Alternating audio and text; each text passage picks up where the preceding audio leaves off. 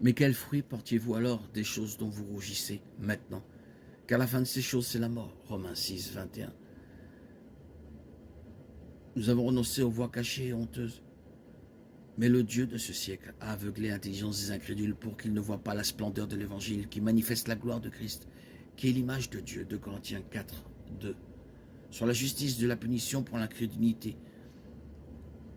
le jugement que la lumière est venue dans le monde, mais les hommes ont préféré les ténèbres à la lumière parce que leur œuvre était mauvaise. Jean 3, 19. La Bible est claire. La seule façon d'entrer dans le ciel parfait de Dieu est d'être aussi parfait, pur et sans péché que Dieu lui-même. Matthieu 5, 20. Luc 18, 18, 22. Même si vous péchez une seule fois dans toute votre vie, vous avez enfreint toutes les lois de Dieu. Tout comme briser un maillon d'une chaîne brise toute la chaîne. Jacques 2, 10. La justice parfaite de Dieu signifie que chaque péché doit être puni. Cette peine est la mort, sous la forme d'une séparation éternelle d'avec Dieu en enfer. Exode 32, 33. Aucun être humain ne peut satisfaire aux normes parfaites de Dieu. Donc, sans un sauveur surnaturel pour nous sauver, nous sommes tous des pécheurs perdus.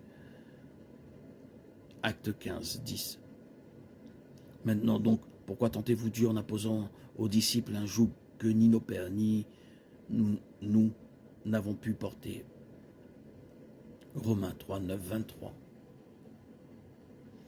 Quoi donc? Sommes-nous dans une situation meilleure, nous les Juifs?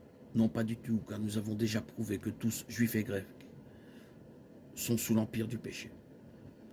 Dieu nous aime et veut nous sauver de l'enfer.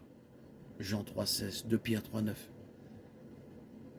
Le Seigneur ne tarde pas à accomplir sa promesse comme quelques-uns le croient, mais il fait preuve de patience envers nous.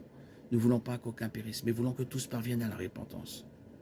C'est pourquoi il a envoyé son propre Fils parfait pour prendre sur lui votre punition, sa vie, à la place de la vôtre, payant votre dette envers Dieu en entier, en mourant sur la croix et vous libérant pour toujours de la juste condamnation de Dieu. Chacun de vos péchés, passés, présents et futurs, est pardonné si vous choisissez d'accepter ce don du pardon par la foi, en croyant, en faisant confiance à Dieu pour tenir sa promesse lorsque vous vous repentez et que vous vous détournez de vos péchés.